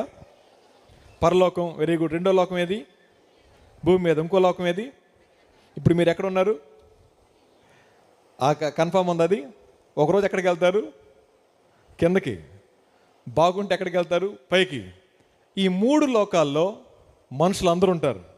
బతుకున్న వాళ్ళు ఎక్కడ ఉంటారు, ఇంకోళ్ళు అక్కడ ఉంటారు, ఇంకోళ్ళు అక్కడ ఉంటారు. ప్రపంచ జనాభా ఎంత ఇప్పుడు? ఆ లెక్కలు మాకు తెలియదు అని అంటారా? సరే, నేనే చెప్పేస్తాను. 840 కోట్ల పైన, 840 కోట్ల పైన. ఇప్పుడు ఒకవేళ మనకి ఒకళ్ళకంటే ఎక్కువ మంది కనమన్నారు కాబట్టి దేవుని రాకడ ఆలస్యమైతే అది 150 కోట్ల 1500 కోట్ల వద్ద మనకు తెలియదు. ఇన్ని కోట్ల మంది అంట యేసు ప్రభు దేవుడిని ఒప్పుకుంటారంట. బైబిల్ ఏమని చెప్పండి, ప్రతి వాని నాలుకయు అనే మాట. వాడు హైందవ సహోదరుల, ముస్లిం సహోదరుల, క్రైస్తవ సహోదరుల, అనుకుంటున్న వాళ్ళ, నాస్తికుల, ఆస్తికులు, ఎవరైనా సరే చచ్చిన తర్వాత ఖచ్చితంగా ఆయన ముందు సాగిలపడి ఈ దేవుడే, యేసు ప్రభు వారే దేవుడిని ఒప్పుకు తీరాల్సిందే. ఈ మాట దగ్గర ఒక మాట చెప్తానే, ఈ దినాన్న క్రైస్తవ సమాజం మీద చాలామంది ఒంటికాలం మీద వస్తూ ఉన్నారు. ఒక రోజున వాళ్ళు మారు మనసు పొందకుండా ఈ లోకాన్ని విడిచి వెళ్ళిపోతే ఆ రోజు ఆయన సింహాసనం మీద కూర్చుంటారు, సాష్టాంగపడి నీవే దేవుడు ప్రభువా అని గుండెలు బాదుకుంటారు, కానీ పరలోకానికి రారు. ఎవరైతే బ్రతికున్నప్పుడు ఆయన మాట విని తన తప్పును గుర్తించి ఒప్పుకొని విడిచిపెట్టి క్షమించమని అడుగుతారో వారు తప్పకుండా అక్కడ ఒప్పుకుంటారు, వాళ్ళు పరలోకంలో ఉంటారు. గుర్తుపెట్టుకోండి, క్షమాపణ బ్రతుకున్నప్పుడు మాత్రమే దొరుకుతుంది. చనిపోయిన ధనవంతుడు అంటాడు, తండ్రి అబ్రహామా నన్ను క్షమిస్తావా, నన్ను పక్క తీసుకెళ్తావా? కుదరదు అది. జాగ్రత్త గుర్తుపెట్టుకోండి. నా ముందు కూర్చున్న మీరు చాలామంది అడుగుతాను, ఇక్కడ పిల్లలు ఉన్నారు, ఇక్కడ పెద్దలు ఉన్నారు, అక్కడ తల్లులు ఉన్నారు, యవనస్తులు ఉన్నారు. ఇక్కడ కూర్చున్న వాళ్ళు ఎవరైనా సరే మారు మనసు పొందకుండా చస్తే ఒకరోజు గుర్తొస్తుంది. ఆ రోజు సాష్టాంగ పడతారు ప్రభు దగ్గర పడి, అయ్యా మేము రామేశ్వర సంఘ సభ్యులం ప్రభా, అయి ఉండొచ్చాము నాకు తెలియదు. ఆ రోజు మీటింగ్లో కూర్చున్నామయ్యా, విన్నాం, ఈ మాటలు విన్నాం, అయ్యుండొచ్చేమో. మారు మనసు పొందారా? లేదు కదా. మారు మనస్సు పొందని ప్రతి వ్యక్తి కూడా దేవుని సింహాసనం ముందు నిలబడాల్సిందే, అక్కడ గుండెలు బాదుకోవాల్సిందే. కానీ వెళ్ళేది మాత్రం నరకానికి మాత్రమే. బ్రతికున్నప్పుడు ఆయన మాట విని పాపాన్ని విడిచిపెట్టి క్షమాపణ పొందినవాడు చనిపోయిన తర్వాత ఆయన ముందు సాష్టాంగపడి నీవే దేవుడు ఒప్పుకున్నంత మాత్రాన పరలోకానికి రారు. ఎందుకు తెలుసా అండి? దిగాలు కూడా ఇదే మాట చెప్తాయి, దేవుని దేవుడు అని చెప్పి ఒప్పుకుంటా ఉంటాయి. ప్రియమైన వాళ్ళారా, దేవుని దగ్గర మానవులకు దొరికే మొదటి ఓదార్పు ఏంటో తెలుసా అండి? పాపాలు క్షమించబడటానికి ఇంకా అవకాశం ఉంది ఈరోజే. అందుకే బైబిల్ అంటది, నేడు అను సమయం ఉండగానే అందరికి రండి, అందరికి వచ్చి సమాధాన పడండి, మన పాపం ఎంత భయంకరమైందైనా సరే ఆయన క్షమిస్తాడు అని బైబిల్ చెప్తా ఉంది. ఇది మొదటి మాట. రెండో మాట దగ్గరికి రండి. 130 కీర్తన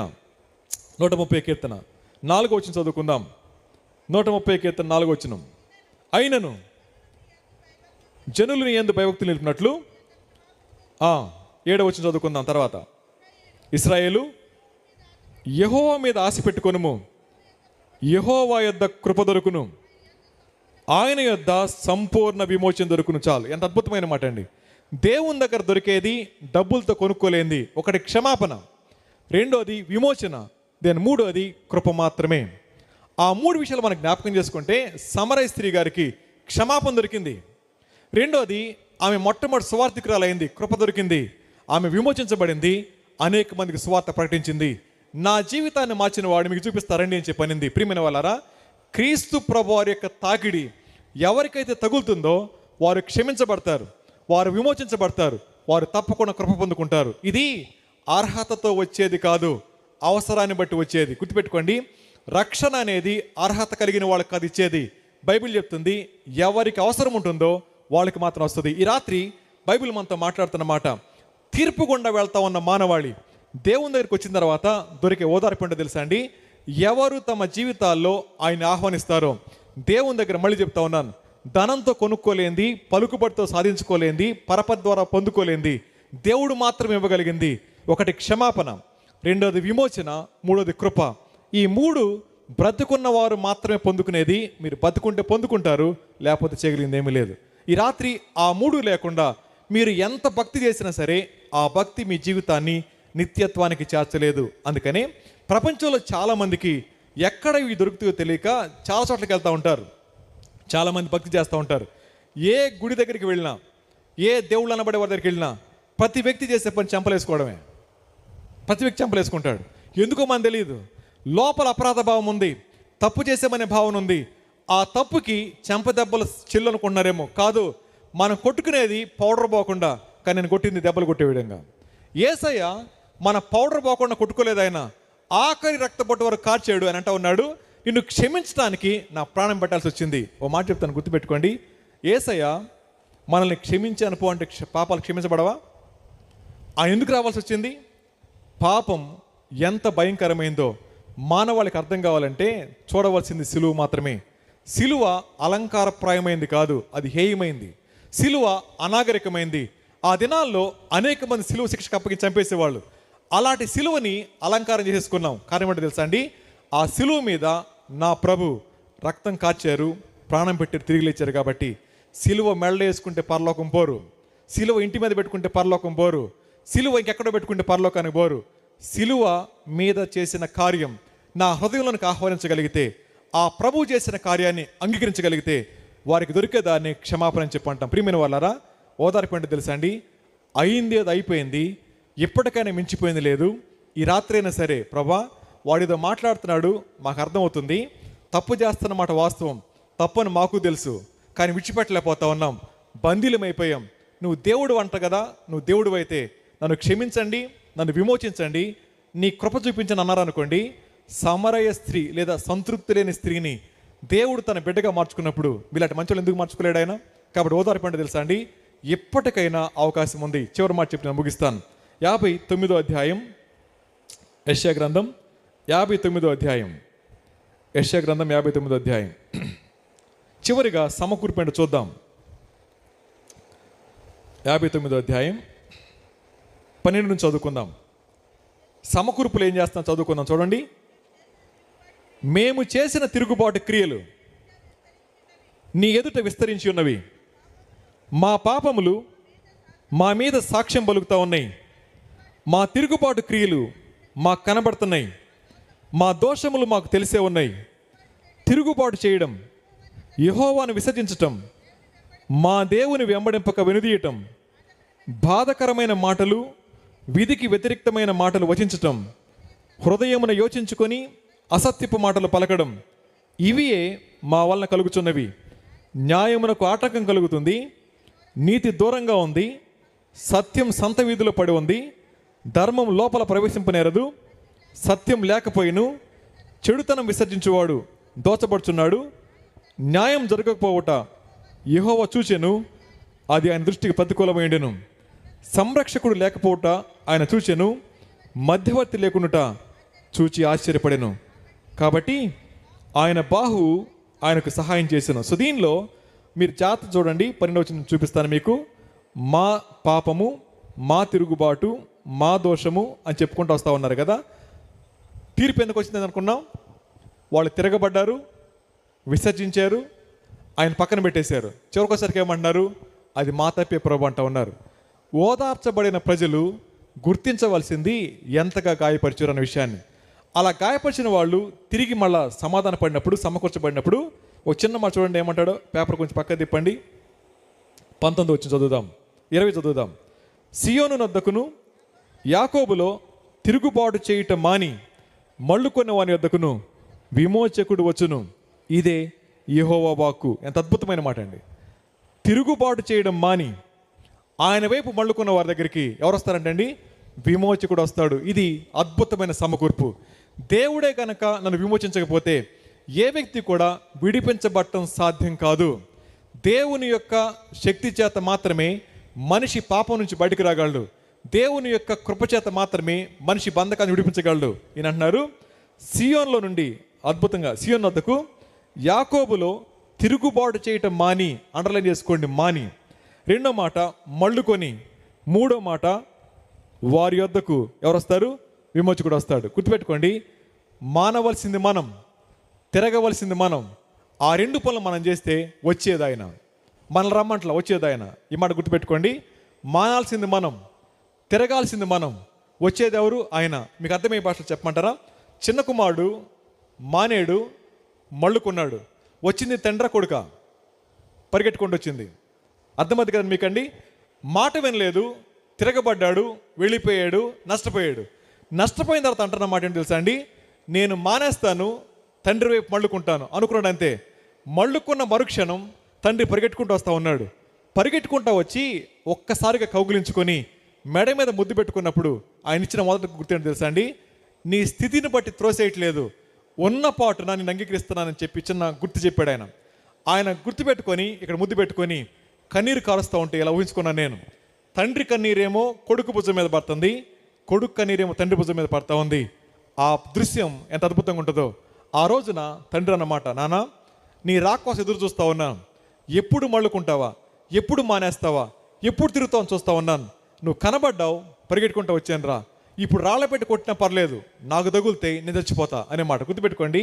తండ్రి పరిగెట్టుకుంటూ వెళ్ళింది ఆడికి నడక రాక కాదు. వాడిని గనక ఊరోళ్ళు చూస్తే ముందుగా రాళ్ళేసి కొట్టి చంపేస్తారు.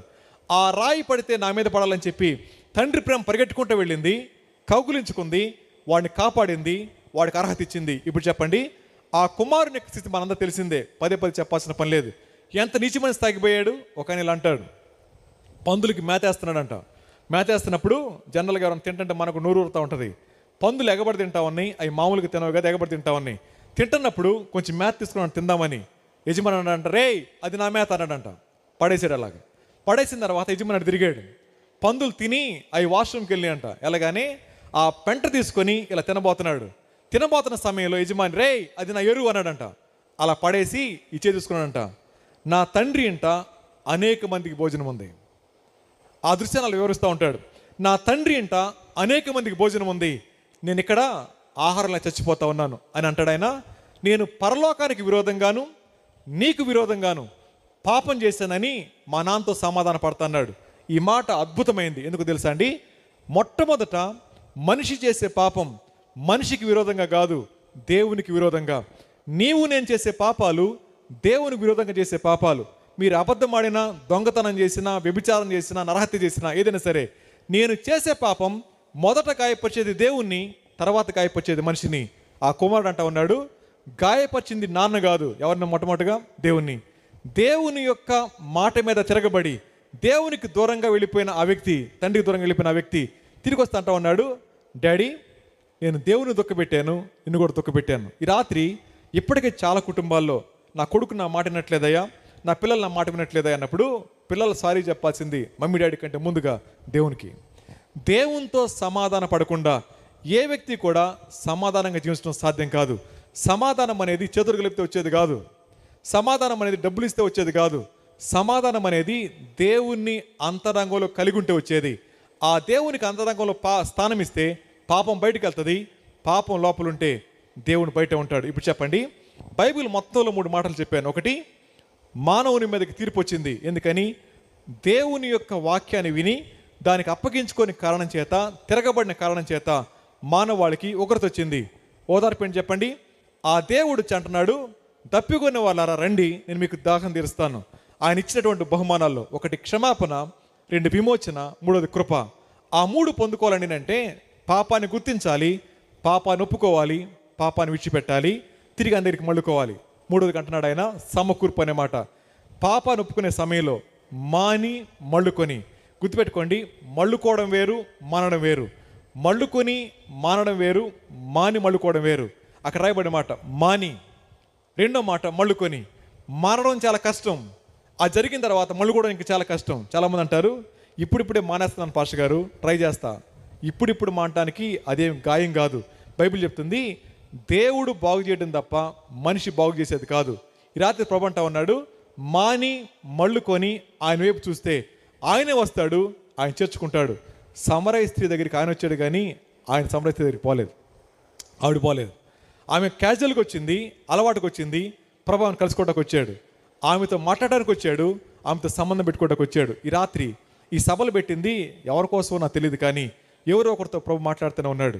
మీతో ప్రభు మాట్లాడి మీకు అనిపిస్తే, ప్రభా క్షమించబడిన మాట వాస్తవం, ఇష్టపడి పాపం చేస్తున్న మాట వాస్తవం, మీరు రక్తం కాచిన మాట నాకు తెలుసు, కానీ ఇప్పుడు నమ్మలేకపోయాను, చాలా కాలంగా వింటున్నాను కానీ నా బతుకు మార్చుకోలేకపోయాను, నాకు అర్థమవుతుంది నా జీవితం అల్పమైందని. ఈ రాత్రి నాకు అర్థమైంది, మీ దగ్గర ఉచితంగా పొందుకునేది క్షమాపణ అని చెప్పి, ప్రభా క్షమాపణలో ఎంత బాధ ఉంటుందో నాకు తెలియదు ప్రభా, కానీ అనేక సార్లు ఒప్పుకున్న పాపాన్ని పదే పదే ఒప్పుకుంటూ క్షమించమని అడుగుతున్నాను, కానీ ఆ క్షమాపణ తగ్గ జీవితం జీవించలేకపోతా ఉన్నాను. ప్రభా నా జీవితాన్ని ప్రేమిస్తారంటే సమరయ స్త్రీ జీవితాన్ని ప్రేమించిన ప్రభు మీలాంటి మంచివారి జీవితాన్ని కూడా ప్రేమించగలుగుతాడు. దేవుడు అవకాశం ఇవ్వకుండా ఎవరిని అప్పగించడు, హెచ్చరించకుండా ఎవరిని శిక్షించడు. ఈ రాత్రి ఈ మాటలు కొద్దిమందికి హెచ్చరిక, కొద్దిమందికి అవకాశం. అవకాశాన్ని అందిపుచ్చుకున్నవాడు బాగుపడతాడు, హెచ్చరికను పెట్టుకొని పెట్టినవాడు పోతాడు. బాగుపడతారా, నశించిపోతారా, అది మీ ఇష్టం. బైబిల్ ఎప్పుడూ కూడా మనల్ని ముందుకు నెట్టదు. బ్రతిమలాడతారు, ఎదురు చూస్తారు, అవకాశం ఇస్తారు. బలవంతం చేసే దేవుడు కాదు ఆయన, బ్రతిమలాడే దేవుడు ఆయన.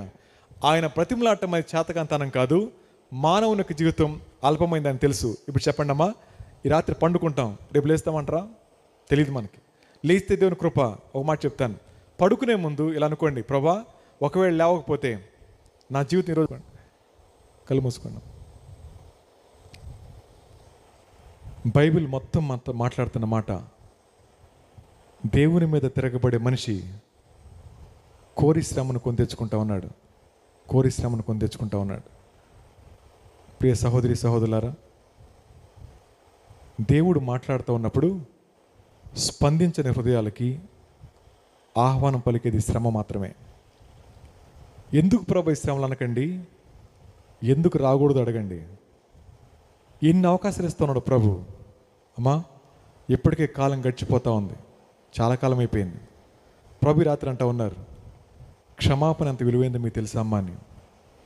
ఆయన కార్చిన రక్తం మొరపెడతా ఉంది, ఆయన ప్రాణం అంటా ఉంది, నేను ఎంతగా ప్రేమించానో జ్ఞాపకం చేసుకొని. ఎరిగి ఎరిగి మనం చేస్తున్న పాపం ఆయన గాయాలు రేపుతూ ఉంటే ప్రభు అంటా ఉన్నమాట, ఈ రాత్రైనా నా ప్రేమను స్వీకరిస్తారా అని. అయింది ఏది అయిపోయింది, ఎప్పటికైనా మించిపోయింది లేదు. ప్రభుని అడుగుదాం, ప్రభా నేను తప్పు చేసిన మాట వాస్తవం, ఎరిగి ఎరిగి పాపం చేస్తున్నమాట వాస్తవం, నన్ను క్షమించండి. నాకు తెలుసు ప్రభు ఇవన్నీ కూడా, కానీ మానలేకపోతా ఉన్నాను. మీరు విమోచకుడు అంట కదా, నన్ను విమోచించండి, నా పట్ల కృప చూపించండి, నీ బిడ్డకు అంగీకరించండి అని ఎవరైతే యథార్థంగా ఈ రాత్రి ప్రార్థన చేస్తారో వారి జీవితాల్లో దేవుడు తప్పకుండా కార్యం చేస్తారండి. ఈ మాట నమ్మిన వాళ్ళు దయచేసి మీరు హృదయపూర్తిగా మీ మనసులో ఇచ్చిన ప్రార్థన చేసుకోండి. బయట చెప్పాల్సిన పని లేదు. మీ సహాయం కోసం ఈ ప్రార్థన నేను చెప్తాను. ఇష్టపడిన వాళ్ళు, యథార్థంగా ఇష్టపడిన వాళ్ళు, అలవాటు కొద్దు, బలవంతం కొద్దు, మీకు ఇష్టమైతే యథార్థంగా చేయండి. తప్పకుండా ఈ రాత్రి దేవుడు మన జీవితంలో అద్భుతమైన కార్యం చేస్తారు. ప్రార్థన చేసుకుందాం. ఎవరైతే అలా తమ జీవితాల్లోనికి మొట్టమొదటిసారి యేసుక్రీస్తు ప్రభువారిని హృదయపూర్తిగా ఆహ్వానిస్తూ ఉన్నారు. అవునండి, నేను పాపంలో ఉన్నమాట వాస్తవం, మానుకోలేకపోతున్న మాట వాస్తవం, నాకు అర్థమవుతుంది తప్పు చేస్తా ఉన్నానని, కానీ నా వల్ల కావడం లేదు. ఈ రాత్రి యేసయ్య సహాయం కోరుకుంటాను. నేను క్షమించమని అడుగుతాను, నా పాపాలు విడిచిపెడతాను, ఆయన వైపు మళ్ళుకుంటాను, ఆయన ఇచ్చే విమోచన నేను పొందుకుంటాను అన్నవాళ్ళు ఈ ప్రార్థన హృదయంలో చెప్పండి. యేసయ్య, నా స్థితి నాకు అర్థమవుతా ఉంది నాయన. నా శ్రమకు గల కారణం నా పాపమని నాకు తెలిసింది. నీ మీద తిరగబడిన మాట వాస్తవం, నీకు దూరంగా పారిపోయిన మాట వాస్తవం, సంతృప్తి లేక పాపంలో కొట్టుమిట్టాడుతూ ఉన్నమాట వాస్తవం. నన్ను క్షమించండి ప్రభువా. దేవా, నాకు అర్థమవుతుంది రక్షణ నాకు అవసరమని. అది డబ్బులు పెట్టి సంపాదించుకునేదని నాకు అర్థమైంది ప్రభువా. నన్ను క్షమించడానికి మీరు కలువరి శిలువలో ప్రాణం పెట్టారని, నా కోసం రక్తం కార్చారని, నా భయంకరమైన పాపం తీసివేయడానికి చనిపోయి సమాధి చేయబడి తిరిగి లేచారని నమ్ముతున్నాను ప్రభువా. నా హృదయంలోనికి రండి, నా జీవితాన్ని మార్చండి. మీరు సహాయం చేయకపోతే నా వల్ల కాదు ప్రభువా. మీరు విమోచించండి. చిన్న కుమారుని బాగు చేసిన మీరు నన్ను కూడా బాగు చేయండి ప్రభువా. సమర స్త్రీని స్వార్థికురాలుగా మార్చిన మీరు నన్ను కూడా మీకోసం వాడుకోండి ప్రభువా. నా ముందున్న జీవితాన్ని నీ సాక్షిగా జీవించడానికి నా సహాయం చేయండి. నా చేయి మీరు పట్టుకోండి ప్రభువా. ఆఖరి శ్వాస వరకు నేను వెంబడించే కృప దయచేయమని యేసు ప్రభు నామంలో అడిగి వేడుకుంటున్నాను తండ్రి. ఆమె అలా కళ్ళు మూసుకోండి. ఎవరైతే ఈ ప్రార్థన చేశారో మీ కుడి హస్తాన్ని పైకి చూపించండి. చిన్న ప్రార్థన చేస్తాను. వందనాలమ్మా, వందనాలమ్మా, వందనాలు బాబు, వందనాలండి. ప్రార్థన చేసిన వారు మాత్రమే కళ్ళు మూసుకోండి అమ్మా, చేయి చూపించాను చాలు. Thank you, thank you. చిన్న ప్రార్థన చేస్తాను. దయగలిగిన మా తండ్రి, కృప కలిగిన మా దేవునికి వందనాలు. తమ హృదయంలో ప్రార్థన చేసుకొని తమ అంగీకారం తెలియపరిచిన ప్రతి బిడ్డను బట్టి మీకు వందనాలు చెల్లిస్తూ ఉన్నాను. వారు చేసిన ఈ కార్యాన్ని మీరు విడిచిపెట్టరని నమ్ముతున్నాను ప్రభా. చూయించిన హస్తాన్ని మీరు పట్టుకోండి, జారిపోకుండా మీరు కాపాడండి. వారిని క్షమించండి, నీ బిడ్డకు అంగీకరించమని వేడుకుంటా ఉన్నాను. మరి కొద్దిమంది ప్రభా ఇది అలవాటుగా చేస్తున్నాం అనుకుంటున్నారు నాయన. కొంతమంది మాకు అక్కర్లేదు అనుకుంటున్నారు ప్రభా. దేవా, నష్టం వారు తలుపు తట్టకముందే నీ ప్రేమ చేత మరొకసారి దర్శించమని వేడుకుంటా ఉన్నాను. చెరి వచ్చిన గ్రామం అంతటి బట్టి వందనాలు చెల్లిస్తూ ఉన్నాను ప్రభా. దేవా, ఈ పరిచయం జరిగిస్తా ఉన్న సేవకుల కుటుంబాలు దీవించండి. 2 దినాలు రాబోతున్న సేవకులను బలపరిచి వాడుకునండి నాయన. మంచి వాతావరణం దయచేయండి. ఈ సభలు అనేక మంది రక్షణార్థమై, గ్రామ క్షేమార్థమై వాడబడ్డని సహాయం చేసి వేడుకుంటా ఉన్నాను. ఇటు రీతిగా ప్రభా ఇది నాతో మాట్లాడిన నీ లేఖనం కొరకై స్తోత్రం చెల్లించుకుంటూ విన్న ఈ మాటలు మా అందరూ అంతంగా మృతి చెప్పడానికి సహాయం చేయమని యేసు ప్రభు నామంలో అడిగి వేడుకుని ప్రార్థిస్తున్నాం తండ్రి. ఆమేన్. అందరికి వందనాలండి. Thank you.